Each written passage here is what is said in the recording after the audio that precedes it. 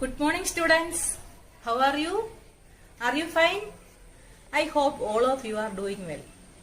Now you are in 5th standard. Do you forgot me? My name is Lisa Umman. I am your computer teacher.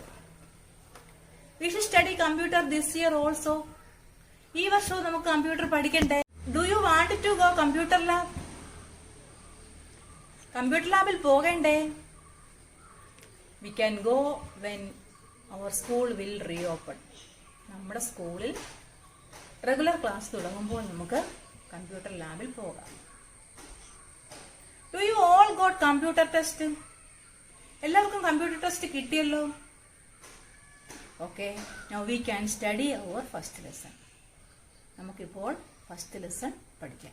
Our first lesson is history of computers. First we have studied early calculating device. ആദ്യം നമ്മൾ പഠിക്കുന്നത് early calculating device.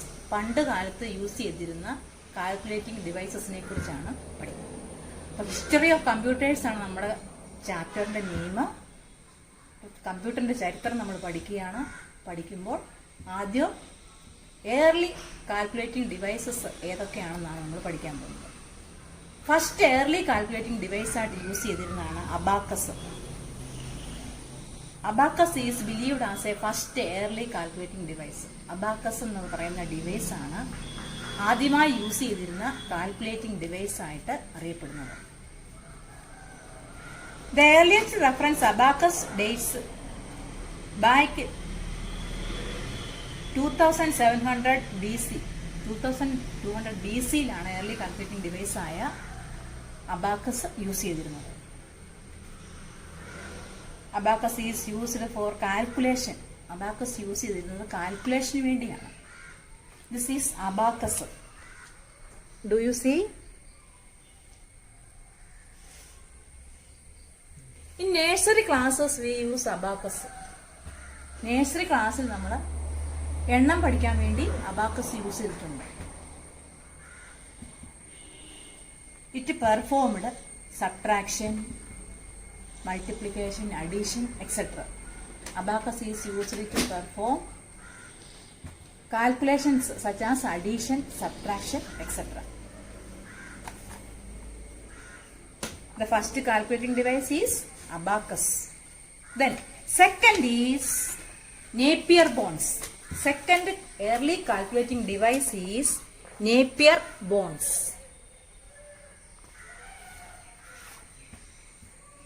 In 1660, Sir John Napier made a calculating device and called Napier bones. John Napier എന്ന് പറയുന്ന scientist കണ്ടുപിടിച്ച ഒരു calculating device ആണ് Napier bone. It was used for addition, subtraction, multiplication and division.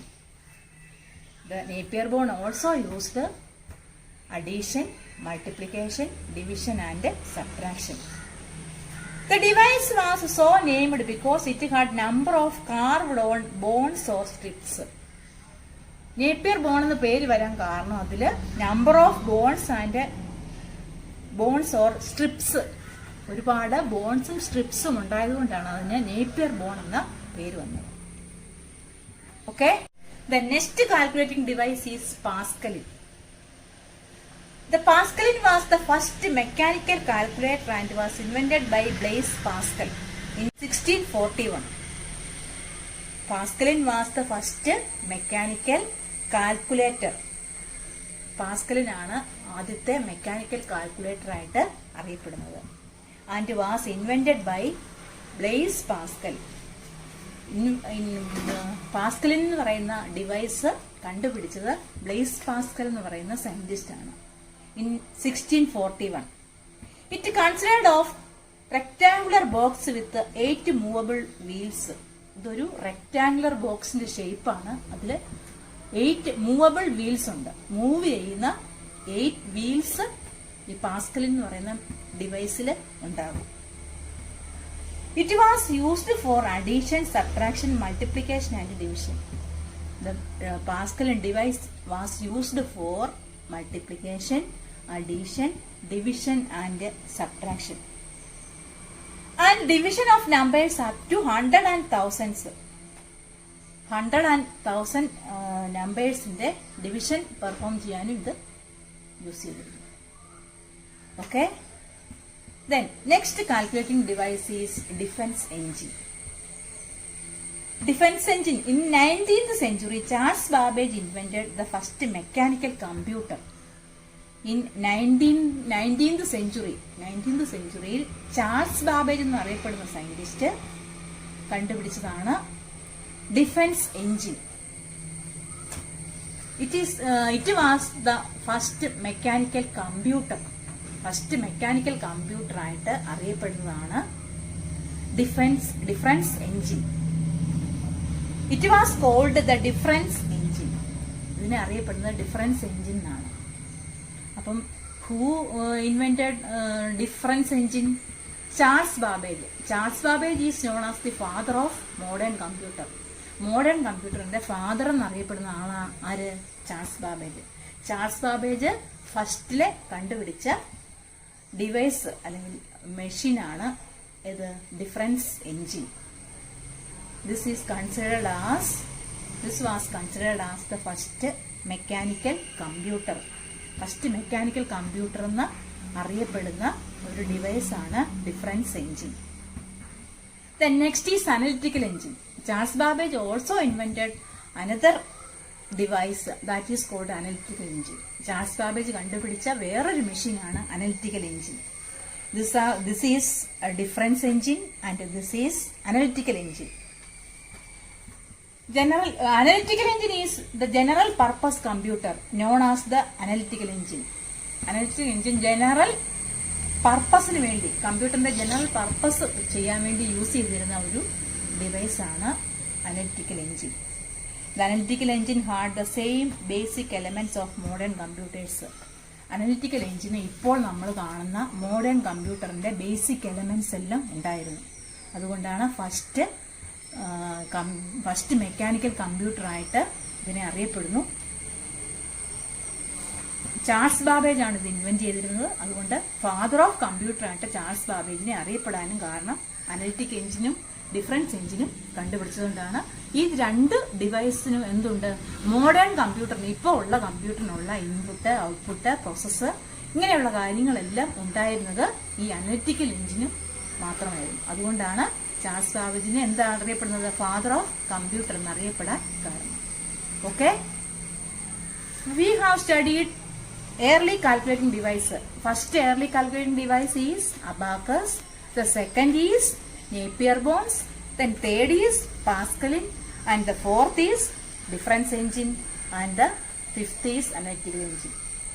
The analytical engine and difference engine invented by Charles Babbage. So Charles Babbage is known as father of computers.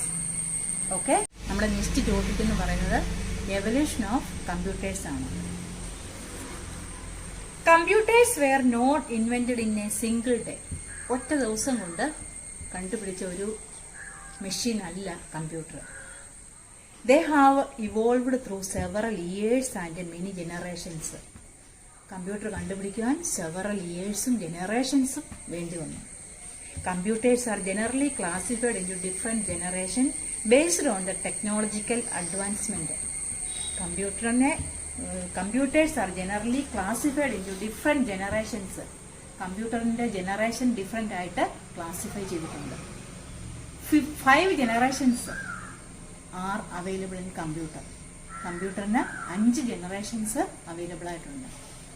Then first generation, second generation, third generation, fourth generation and fifth generation. Then you have studied first generation of computer. Some of the characteristic features of first generation computers are they are used vacuum tubes. First ജനറേഷനിലെ കമ്പ്യൂട്ടറിൽ mechanical device ആയിട്ട് use ചെയ്തിരുന്നത് vacuum tubes ആണ്. This is vacuum tubes. Okay, first ജനറേഷനിലെ കമ്പ്യൂട്ടറിൽ computer അല്ല mechanical device ആയിട്ട് use ചെയ്തിരുന്നത് അല്ലെങ്കിൽ കമ്പോണന്റ് ആയിട്ട് യൂസ് ചെയ്തിരുന്നത് എന്തായിരുന്നു? Vacuum tubes. വാക്യൂം ട്യൂബ്സ് ആയിരുന്നു കമ്പ്യൂട്ടറിന്റെ ഡിവൈസ് ആയിട്ട് അല്ലെങ്കിൽ മെക്കാനിക്കൽ കമ്പോണന്റ് ആയിട്ട് യൂസ് ചെയ്തിരുന്നത്. They were very large in size, had small storage and very expensive. These computers, first generation of computers are large in size. First generation computer വളരെ വലിപ്പമുള്ളവയായിരുന്നു. Small internal storage അതായത് store ചെയ്യാനുള്ള capacity വളരെ കുറവായിരുന്നു. Small internal storage. Large in size, small internal storage and very expensive. വളരെ ചെലവ് കൂടിയതായിരുന്നു അത് നിർമ്മിക്കാൻ. Okay. Input was based on punched cards and paper tape. First ജനറേഷനിലെ കമ്പ്യൂട്ടറിന്റെ ഇൻപുട്ട് എന്തിനെ ബേസ് ചെയ്തായിരുന്നിരുന്നത്? Punched cards and paper tape. Paper ടേപ്പിനെയും പഞ്ച്ഡ് കാർഡിനെയും ബേസ് ചെയ്തായിരുന്നു ഇരുന്നത്.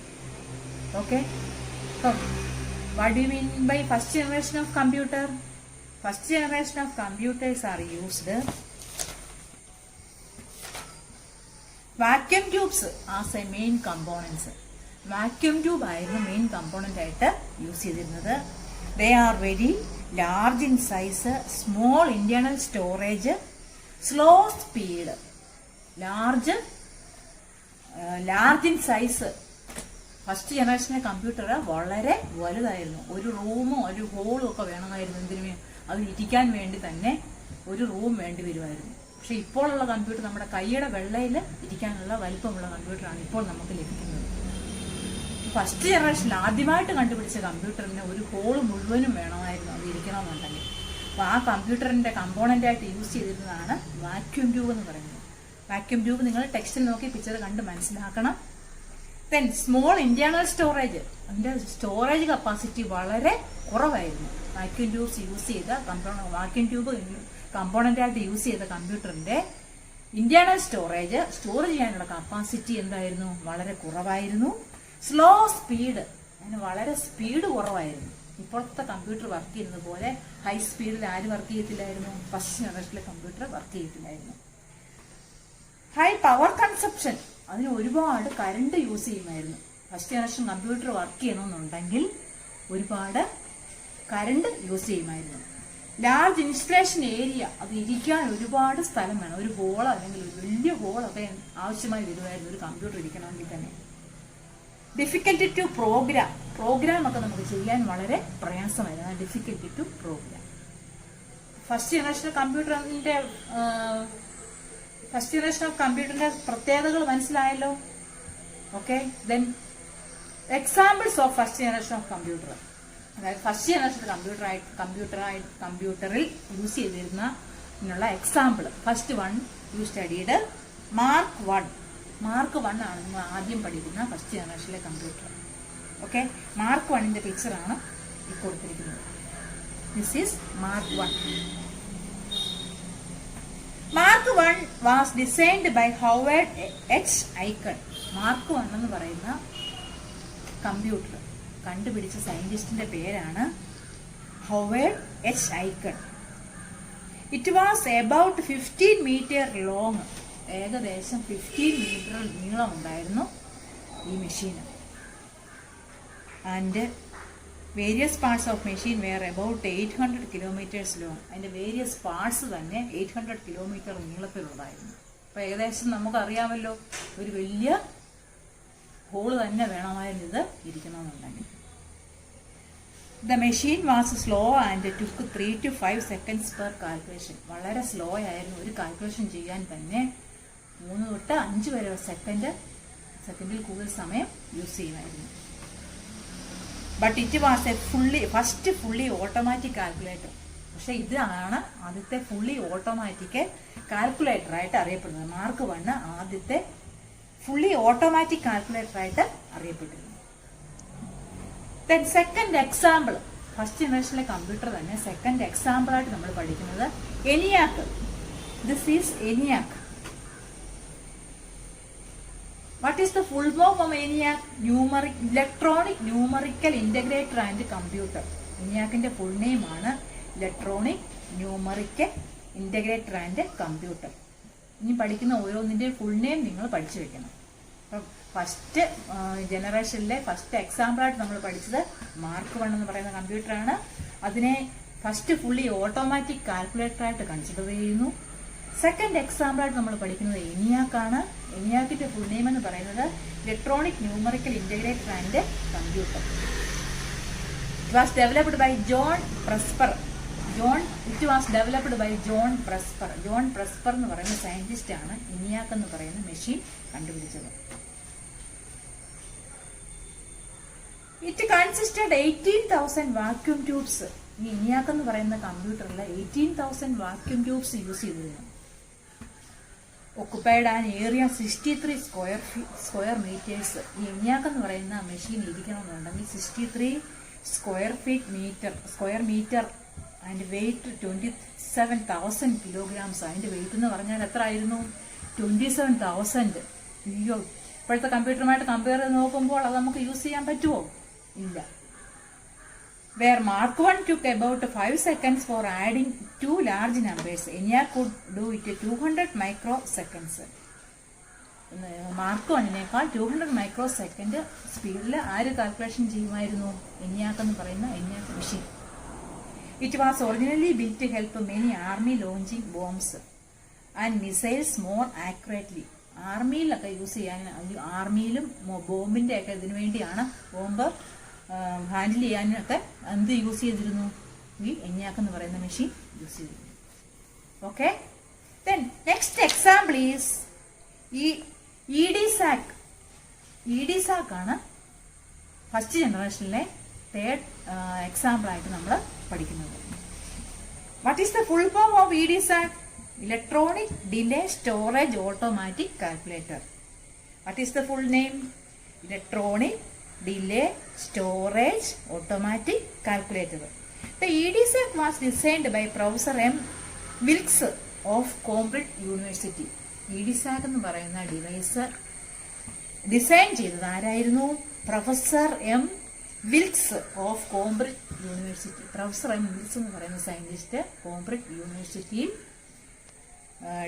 ഡിസൈൻ ചെയ്ത് എടുത്തതായിരുന്നു ഏത് മെഷീന്? EDSAC. It weight approximately 6,000 kilograms. ഇതിന്റെ വെയിറ്റ് എന്ന് പറഞ്ഞാൽ എത്ര ആയിരുന്നു? 6,000 kilograms. Occupied 20 square metres. 20 square metre സ്ഥലം വേണമായിരുന്നു അതിന് ഇരിക്കാൻ.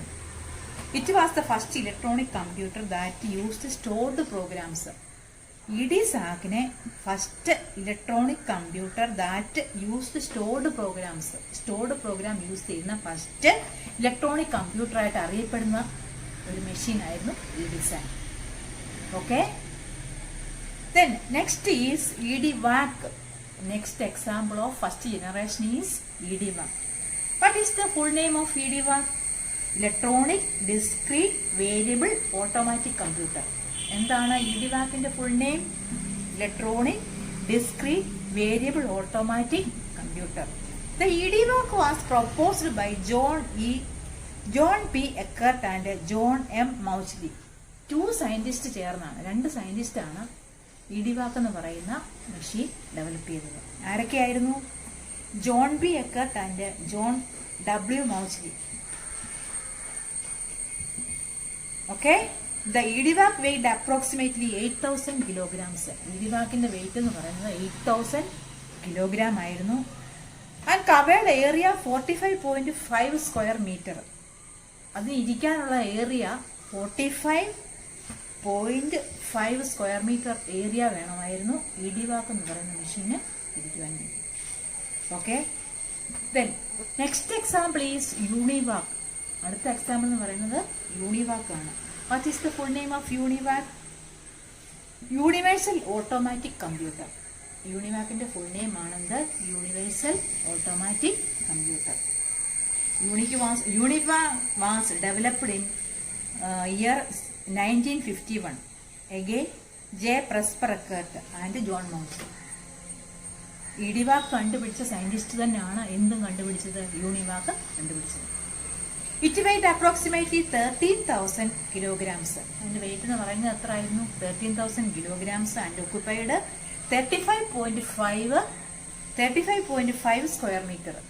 35.5 സ്ക്വയർ മീറ്റർ വലുപ്പം ഉണ്ടായിരുന്നു. Okay, then we have studied the limitations of first generation of computers.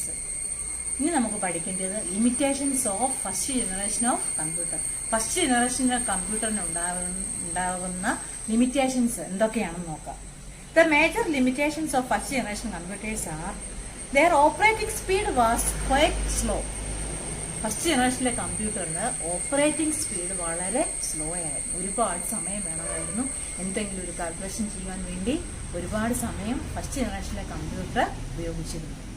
Second limitation is the power consumption was very high. Power consumption എന്ന് പറയുന്നത് വളരെ high ആയിരുന്നു. ഒരുപാട് ഇലക്ട്രിസിറ്റി യൂസ് ചെയ്തിരുന്നു. ഒന്ന് വർക്ക് ചെയ്യണമെന്നുണ്ടെങ്കിൽ, ഫസ്റ്റ് ജനറേഷനിലെ കമ്പ്യൂട്ടർ വർക്ക് ചെയ്യണമെന്നുണ്ടെങ്കിൽ ഒരുപാട് ഇലക്ട്രിസിറ്റി ആവശ്യമായിട്ട് വന്നു. Third limitation is they required large space for installation. First ജനറേഷനിലെ കമ്പ്യൂട്ടർ എവിടെ ഇൻസ്റ്റലേഷൻ, അതായത് അതിന് ഒരുപാട് ഏരിയ ആവശ്യമായിട്ട് വന്നു. അതെവിടെയെങ്കിലും ഒന്ന് വെക്കണമെങ്കിൽ വലിയൊരു ഹോള് വേണം. അങ്ങനെയുള്ള ഒരുപാട് സ്ഥലം നമുക്ക് ഉണ്ടെങ്കിൽ മാത്രമേ ഫസ്റ്റ് ജനറേഷനിലെ കമ്പ്യൂട്ടറുകൾ നമുക്ക് യൂസ് ചെയ്യാൻ, അല്ലെങ്കിൽ അതിനെ നമുക്ക് ഉപയോഗിക്കാൻ സാധിക്കത്തുള്ളായിരുന്നു. Their potential and programmed for task was quite limited. Program ചെയ്യാനുള്ള അല്ലെങ്കിൽ കപ്പാസിറ്റി വളരെ കുറവായിരുന്നു ഫസ്റ്റ് ജനറേഷൻ കമ്പ്യൂട്ടറിന്. They could solve only one problem at a time. First ജനറേഷനിലെ computer only one problem at a time. ഒരു സമയത്ത് ഒറ്റ പ്രോബ്ലം മാത്രമേ സോൾവ് ചെയ്യത്തുള്ളൂ. They were hugely expensive to build. ഇത് വളരെ ചെലവ് കൂടിയതായിരുന്നു.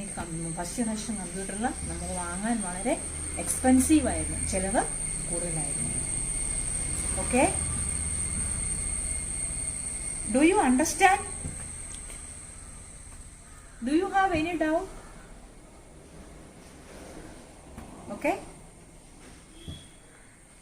next we can revise what all we have studied today. ഇന്ന് എന്തൊക്കെയാണ് നമ്മൾ പഠിച്ചത് നമുക്ക് ഒന്നുകൂടെ റിവൈസ് ചെയ്യാം. Okay, first